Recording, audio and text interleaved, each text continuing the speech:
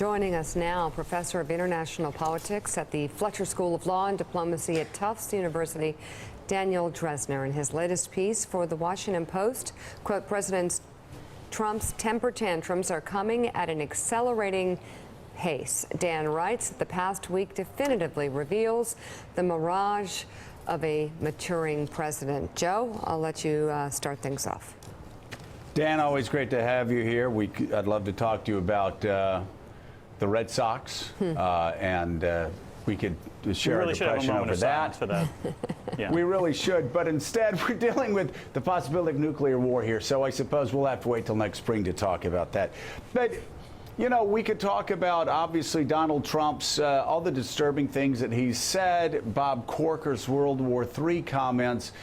But my biggest concern coming out of the NBC reporting today is it shows a complete ignorance of SALT 1, SALT 2, START 1, START 2, START 3, SORT, New START. You know, the negotiations that we we're still doing in 2010 that went into effect in 2011.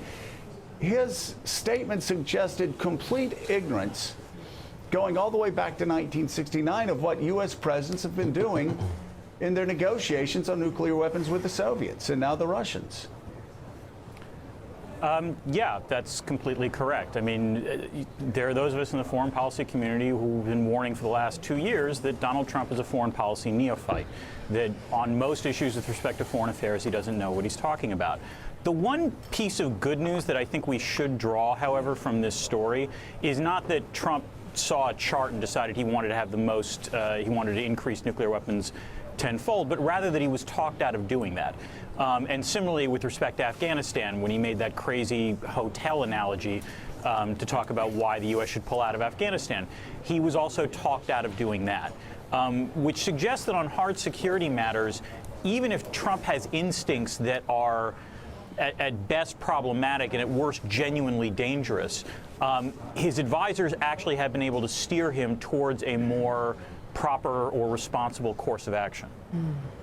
So, Dan, let me ask you about some remedies to the current situation that we're in, if there are any legislative remedies. A couple of Augusts ago, we reported that Donald Trump had spoken to a top U.S. foreign policy advisor and asked 3 times about the use of nuclear weapons. General Hayden immediately afterwards said what was so disturbing was that there was really no check on that nuclear power in the hands of a president is primed for speed instead of a discussion. Are there any legislative remedies to that? Is there anything that Bob Corker and the U.S. Senate could do to put some checks and balances to that power?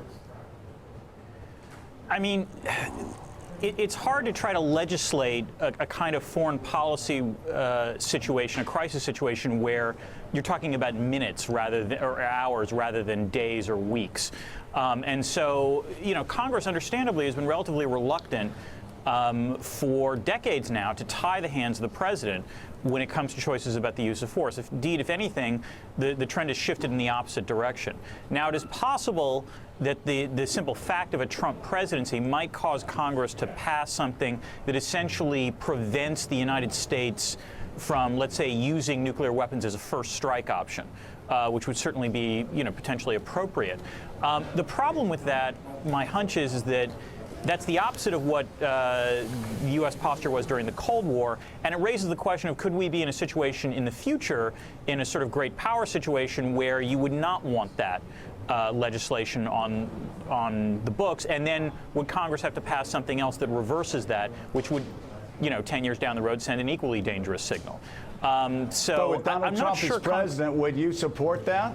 With Donald Trump as president, with the reality we're facing right now, is that something, though, that you would support? I think it's something I would consider. I actually don't think even Donald Trump would necessarily use nuclear weapons, despite all of the talk about this. As I said, one of Trump's problems is that he tends to he doesn't have any filter in terms of his brain.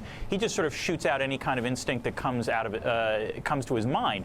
He has clearly, however, been talked out of things, particularly with respect to security issues, because he defers to his generals there. And so I understand the scariness of the NBC News report and a lot of the stuff with respect to Trump's nuclear posture, but it's worth pointing out we're not going to increase the nuclear arsenal by tenfold. I don't think at all, I'm pretty highly confident that Donald Trump is not going to launch a nuclear first strike. Dan, it's Willie Geist. There have been a collection of pieces lately pointing to the fact that it's the generals who've sort of formed a protective cocoon around President Trump and been a buffer, as Bob Corker said last week, sort of against the chaos that President Trump brings to the office and perhaps to the country. Is that encouraging to you? Is it heartening to you to know that those men are there, those generals are there? Or does it just point again to how dysfunctional the presidency itself is right now? It's mixed. I mean, on the one hand, to go back to what Joe said, I would be terrified if those generals weren't there to constrain Trump, given how Trump thinks about nuclear weapons. So in the short term, there is no denying that having the presence of people like Mattis and McMaster and Kelly are a good thing. That said, over the long term, this is not good for American democracy. We're in a situation where essentially the President of the United States only respects people in foreign policy who apparently used to wear a uniform. And the real problem is that the chief diplomatic officer of the United States, Rex Tillerson, is now in this sort of purgatory status where no one in any other country, if Rex Tillerson says something to another world leader, if you're that world leader, why would you take Rex Tillerson seriously? He's been undercut so many times by the President of the United States that there's no point in listening to him. And furthermore, it also means that the advice that Trump is getting is skewed heavily in a military direction, which is not to say that the Secretary of Defense or the National Security Advisor don't know what they're talking about, but they are, let's say, less well-versed in the areas of soft power or diplomacy that might actually matter in a crisis like North Korea. All right, Professor of International Politics at the Fletcher School of Law and Diplomacy at Tufts University, Dan Drezner, thank you so much for your insight this morning. Thanks, Dan. Thanks for checking out MSNBC on YouTube, and make sure you subscribe to stay up to date on the day's biggest stories. And you can click on any of the videos around us to watch more from Morning Joe and MSNBC. Thanks so much for watching.